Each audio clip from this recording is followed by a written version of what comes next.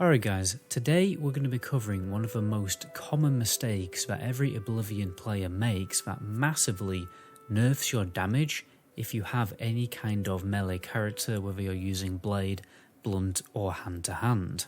And actually archery too. What many people don't realise is your fatigue stat actually affects how much damage you are going to deal. So the lower your fatigue is, the less damage you will do with swords, bows, and hand to hand, pretty much basically everything apart from magic.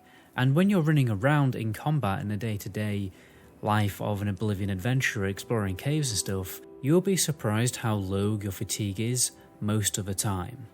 Because it really doesn't regenerate quickly when you're running around. It will only really regenerate properly when you're stood in place, which you're normally not. The only way to obviously make this better is to improve the athletic stat, but the issue with athletics is it obviously takes ages to level up, and you don't want to be spending ages playing the game where you're running around or swimming just to increase your athletic stat. You want to actually play the game. Luckily, there's a very simple way around this, and it's making restore fatigue potions. Now, you don't even need to be going for alchemy or skilled in alchemy to make these potions.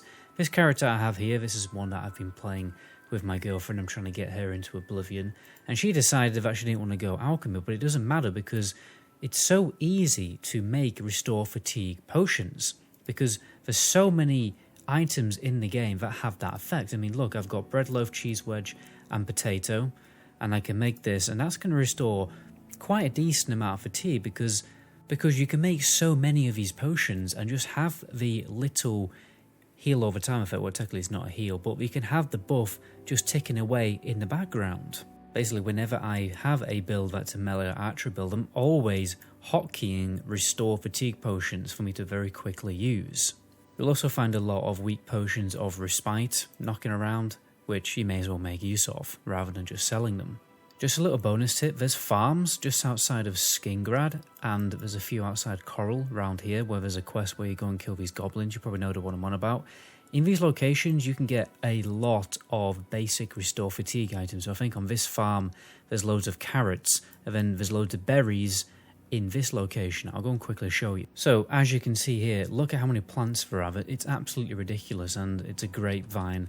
So we can get a lot of restore fatigue ingredients just by, looting farms. And you don't get into trouble for doing this either. No one's going to have a go at you. It's not, a crime. You will also very commonly find like carrots, corn and stuff like that in cupboards like this, and in barrels very commonly. And sometimes it's, it's like, I mean, look how much restore fatigue items there really are in this game. You're never struggling to find them. So as you can see, my fatigue is pretty low now, and my damage is going to be much worse.